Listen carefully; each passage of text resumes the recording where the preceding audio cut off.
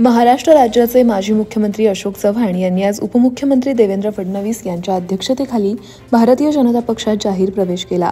दरम्यान काँग्रेसमधील ज्येष्ठ नेते भाजपात आल्यानं त्यांना आता कोणतं पद मिळणार याकडे सर्वांचं लक्ष लागून राहिलंय।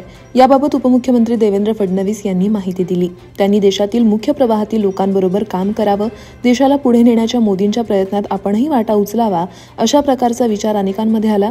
त्यामुळे प्रमुख नेतृत्व म्हणून आपण अशोक चव्हाणांकडे पाहू शकतो। अशोक चव्हाणांनी भाजपात प्रवेश केलाय। त्यांनी एवढंच सांगितलंय की विकासाच्या मुख्य धारेत योगदान देण्याची संधी द्या, मला पदाची कोणतीही लालसा नाही असं फडणवीस म्हणाले।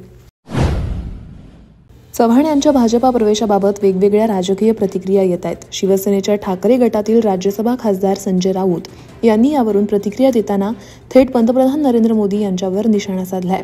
आमच्यापुढे फार मोठा पेच निर्माण झालाय। पंतप्रधान नरेंद्र मोदी आता देशाला काय तोंड दाखवणार असा प्रश्न आम्हाला पडलाय, कारण महाराष्ट्र भाजपाने मोदींच्या शिरपेचात खोटेपणाचा आणखी एक तुरा रोवलाय। मोदी यांनी नांदेडला जाऊन कारगिल युद्धात शहीद झालेल्या जवानांच्या कुटुंबियांसाठी असलेल्या भूखंड प्रकरणात अशोक चव्हाणांनी कसा घोटाळा केला याची माहिती दिली होती। चव्हाणांनी शहीदांचा कसा अपमान केला हे स्वतः मोदी यांनी नांदेडला येऊन सांगितलं होतं। तेच मोदी आता देशाला काय तोंड दाखवणार असा टोला त्यांनी लगावला। शरद पवार गटाने निवडणूक आयोगाच्या निर्णयाला सर्वोच्च न्यायालयात आव्हान दिलंय। आज त्यासाठीची रितसर प्रक्रिया पार पाडण्यात आली। राष्ट्रवादी काँग्रेस पक्ष आणि या पक्षाचे घड्याळ हे निवडणूक चिन्ह महाराष्ट्रातील जवळपास प्रत्येकालाच माहिती आहे। मात्र निवडणूक आयोगानं पक्ष आणि निवडणूक चिन्ह अजित पवार गटाला दिलंय। त्यामुळे लोकसभेची निवडणूक अवघ्या काही महिन्यांवर आलेली असताना शरद पवार गटापुढे नवा पेच निर्माण झालाय।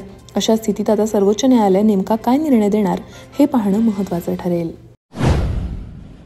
उपमुख्यमंत्री अजित पवार हे पुण्याचे पालकमंत्री आहेत। त्यामुळे पुण्यातील विकास कामांकडे त्यांचं विशेष लक्ष असतं। एकेकाळी त्यांचे सहकारी असलेले आमदार जितेंद्र आव्हाड यांनी अजित पवार यांच्यावर नाव न घेता खोचक टीका केली आहे। जितेंद्र आव्हाड यांनी पुण्यात स्क्रॅपचे कंत्राट आणि लेबर सप्लायरचे कंत्राट हे फक्त गुंड लोक घेत आहेत असा दावा जितेंद्र आव्हाड यांनी केलाय। एवढे दिवस आमच्या बापाचं तोंड बघून गप्प बसलो होतो, पण आता नाही असंही ते यावेळी म्हणाले। राष्ट्रवादी शरद पवार गटाचे नेते एकनाथ खडसे हे पुन्हा भाजपमध्ये प्रवेश करत असल्याची सध्या जोरदार चर्चा सुरू आहे। मात्र भाजपमध्ये प्रवेश करणार नसून या सर्व अफवा असल्याचं ट्विट करत राष्ट्रवादीच्या शरद पवार गटाचे नेते आमदार एकनाथ खडसे यांनी ट्विट करत जाहीर केलंय। त्यांनी आपल्या ट्विटमध्ये भाजपमध्ये प्रवेश करणार असल्याच्या अफवा माझ्याबाबत संभ्रम निर्माण व्हावा म्हणून पसरवल्या जात आहेत। मी राष्ट्रवादी काँग्रेस पार्टी शरदचंद्र पवार पक्षात आहे जो राहणार। कार्यकर्त्यांनी आणि नागरिकांनी याकडे दुर्लक्ष करावं असं त्यांनी ट्विटमध्ये म्हटलं आहे।